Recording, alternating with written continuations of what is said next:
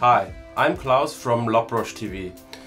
I tested quite a lot of Luts, especially the ones from C-Log2 to REG709, the technical Luts for the C70. And in this video I would like to show you them as look files, like baked directly onto C-Log2 footage in the camera. By the way, I'm reading here paper. It's my first tutorial, maybe my only.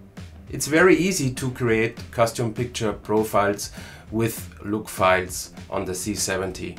Here's an explanation how to do it from the manual. You can just freeze the frame to read it.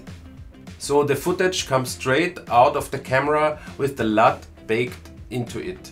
I know LUTs actually aren't meant to be used as look files, but I think it's quite a nice feature from the C70 that you have the possibility to bake in the LUT into the camera, so let's say into the footage already, especially when you want to have a quick turnaround or you need to have a quick turnaround. So the idea of this video is to give you an idea how these LUTs and custom picture profiles in terms of skin tones and landscapes behave, or what they do to the frame.